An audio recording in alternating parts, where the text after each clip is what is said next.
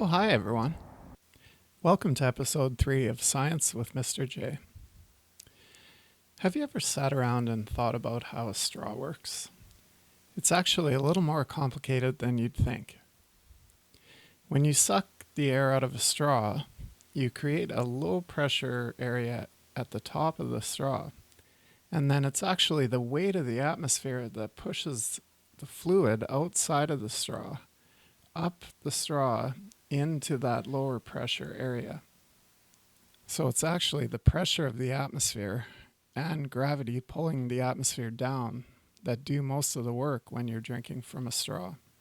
And just in case you don't believe me, a piece of evidence that supports this is that straws don't work the same way in space as they do on Earth. And so astronauts actually use a little bag and they squeeze it.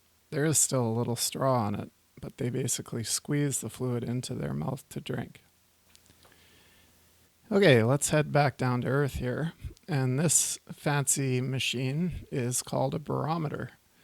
And what this device does is it measures the atmospheric pressure of a certain area. And that can help you sort of tell what kind of weather is going to be coming. So the inside of a barometer looks something like this. And I'm drawing arrows pulling down, so gravity is pulling down molecules of the atmosphere towards the center of the Earth. And what happens is those molecules push the mercury up through the tube, just like in our straw. And so when the pressure on the outside rises, the mercury goes up the tube, and they measure it in millimeters of mercury. So at some point in your life, you've probably taken a cup, either in the bathtub or in a pool, turned it, and then pulled the water up, and noticed that it stays up in the cup.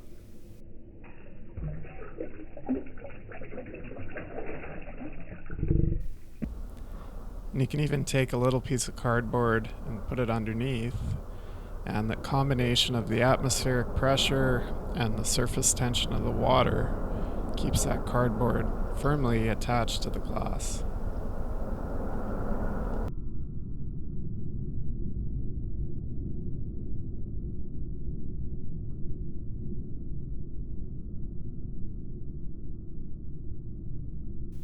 So you may have noticed the name of this video is the fish tube. So I'm going to try to tie everything together here. When I first started teaching, I ended up somehow with 2 aquariums in my room. And I'd never owned fish before in my life, so it was a new experience for me. I'd often find myself standing, staring at the fish, and just wondering what was going on in their little fish heads. I'd watch them stare across the abyss, dreaming of being in the other tank. Eventually I moved the tanks closer together, but I could tell the fish still weren't satisfied. So one day I came up with an idea. What if we were to try to join the 2 tanks together with a tube? But I didn't know anyone who could cut holes in aquariums, and our custodian at the time told me that it would be very hard to move the tanks.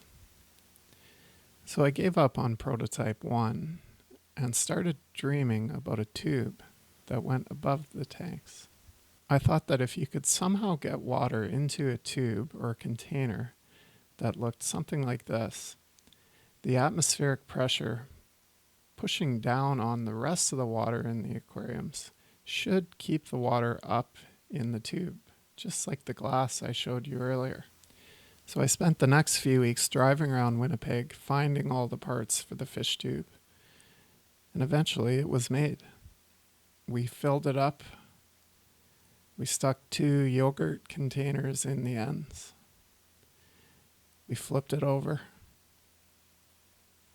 We then brought it to the aquariums and gently placed it down into the 2 aquariums, like so. And then on the count of 3, we removed the yogurt containers.